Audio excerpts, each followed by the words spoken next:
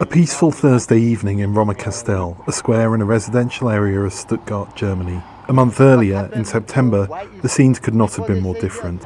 Pro- and anti-Eritrean government protesters clashed outside a building hosting a cultural festival organised by pro-Eritrean government activists. The festivals are often used as fundraising events for the highly repressive Eritrean regime, as well as to intimidate members of the Eritrean Diaspora who have fled the country, according to the regime's critics.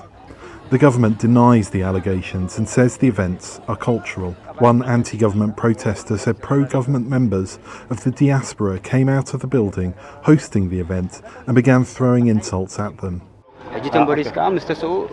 Our people couldn't tolerate these insults, and immediately fights began to break out, using pieces of wood and construction materials. Then the police started to use tear gas to stop the fighting and tried to separate us, cutting us off and keeping them in the building.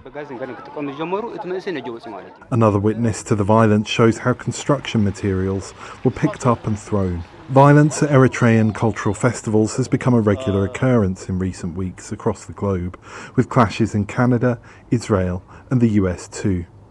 Asked what the authorities are doing to stop the festivals, one diaspora member in Germany said, "I can't say that the government of Germany has done all it can do. The problem here was that the hall was private property, which the government had no control over. So they tried to carry out the festival here, but because of our demonstrations, they couldn't." German government officials said in a written statement to VOA it's doing all it can to prevent clashes between elements of the Eritrean diaspora within the confines of the law. Some Western governments have been proactive in shutting down the festivals. In Britain, authorities have prevented Eritrean cultural festivals from taking place. Meanwhile, the UK Parliament has called for an investigation into allegations members of the Eritrean diaspora in the UK are being extorted by the Eritrean government.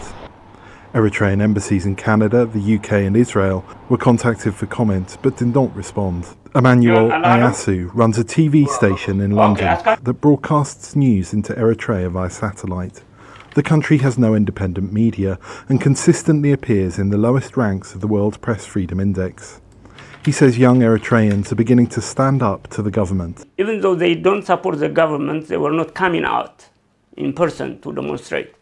But now, especially the young people, they are standing up. Habte Hargo is an expert on Eritrea.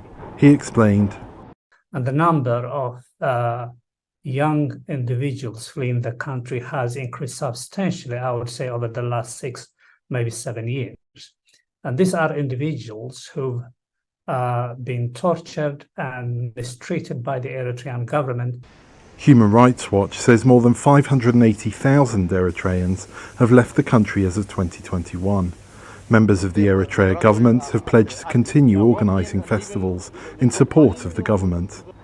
Henry Wilkins for VOA News, Stuttgart, Germany.